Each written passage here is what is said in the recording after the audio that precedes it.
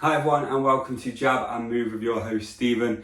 Let's get straight into it. We're going to cover Huni versus Wardley, what we thought of that fight. We're going to cover Simpson's win over Zuko and what a good win it was as well, and I'll go through that in a second.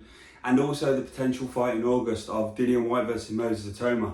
What do we reckon to that? So let's dive straight into it. Firstly, there's only one place to start. Portman Road on Saturday night. Huni and Wardley battling it out, and also, to be fair, I have to say, Wardley getting completely outboxed. I think I had him down as winning the first round, and then after that it was Huni throughout, and he put on an absolute display. And I did expect Huni to do the better of the boxing in terms of round by round, and it's something I said in my previous video, if you want to go and look back at it guys, which is, can Huni take the power of Wardley? And that was always something that was in the air. We weren't too sure. We've seen him against Lorena and a few other fighters down under where he was sort of fighting, but occasionally, his left hand would drop and it would expose his left side of his face. And we've seen that in knockout. Why he decided to go trading in the last minute and a half of the 10th round, I don't know. I know he's on the front foot. I know he's continually trying to put the pressure on Wardley, but it just seemed like a really bad move to try and keep doing it all the way through the fight.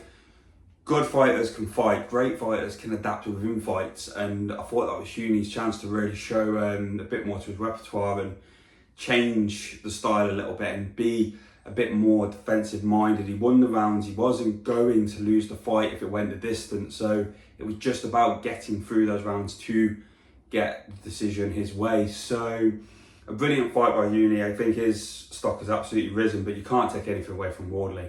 It was Rocky style-esque. It was beautiful to be so far down, and he must have been going back in that corner round by round thinking, I'm losing again. I don't know what the corner said to him at the time, but what an absolute job they did to keep his spirits high and try and keep himself in there, knowing that that one punch could really change the trajectory of this fight, and it did.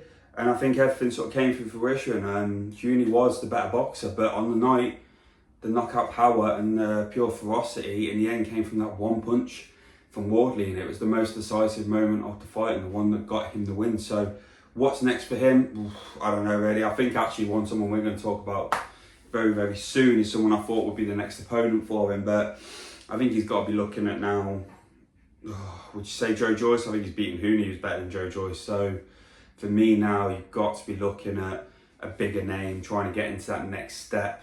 Usyk would have brought out a chance. Caballero, I don't think so.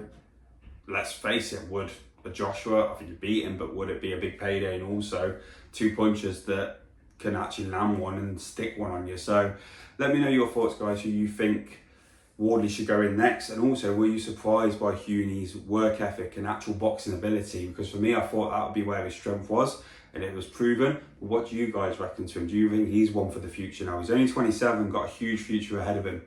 Let's get straight to it. Callum Simpson, I want to mention him because that was a phenomenal fight against Zuko. I know it's for the it's the European title, if I'm correct in saying, but being knocked down within 8 seconds, to have to mentally come back from that and go again. Yes, it wasn't a knockdown that was going to take his legs away from him and stuff for the remainder of the round, but it's still to have that air of confidence about you, thinking you are the big dog, you are going to go and win this fight, and then for the 8 seconds for that to happen, to come back, try and put it on him again. Obviously he got caught in the third round as well, so that then slipped him back on the points, but he took control and he really started from sort of round 5, 6 dominating the fight. I thought work ethic wise he was dominating throughout the fight, but round 5 and 6 he started getting those power punches in, and obviously we've seen what happened in the latter rounds, taking Zuko out. So again, another great performance by Callum Simpson. He's got a great future ahead of him. I think he'll do really, really well.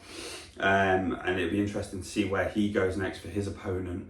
But what an absolute fight night on Saturday you had. Obviously Simpson, I watched that on Sunday, and then the big one, Wardley versus Huni. Great fight. So let me know your thoughts on those guys. And the final one I want to touch on is Dillian Whyte versus Moses Itauma. Now, is this Moses Itauma's big sort of announcement on the stage?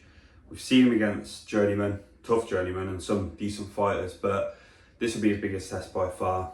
And it's also a good question to see where Dillian Whyte is, because I think personally he's still got something there. I know, like, he's not Dillian Whyte, I think it was 2019, where I think it was Lucas Brown, Chisora, Parker, and another fight within a year he absolutely smashed up I think 3 of those knockouts in the top 5 knockouts of the year. But he's definitely not as bad as people perceive him to be right now. And I think that fight against Fury is one that knocked the stuffing out of him, unfortunately. I've always been a big fan of him.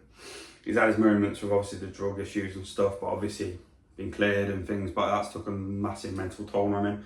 But these things come to test you, so what is he going to show? Is he going to show that he is the Dillian Whyte we knew back in the day, and the one that deserved that title shot against Fury, and potentially deserved a title shot for 3 years before against Wilder?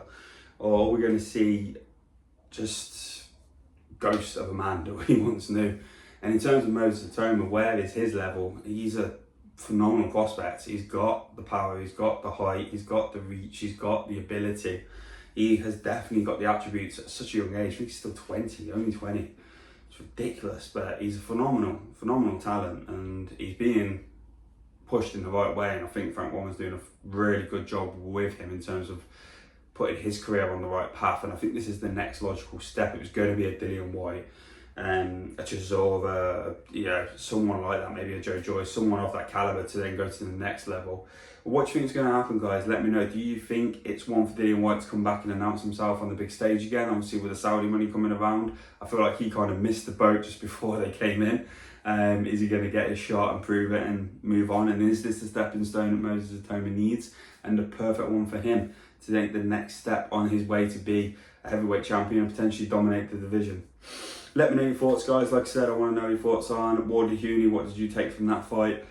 Simpson winning, a great win for him, and obviously put his career on even better path now. And Whyte versus Itauma. What are we going to see? We're going to see a washed up Whyte? I don't think we will, but are we? Or are we going to see the incredible Itauma? Let me know what your guys' thoughts are. Don't forget to like, comment and subscribe. And I'll see you next time. Take care. Bye.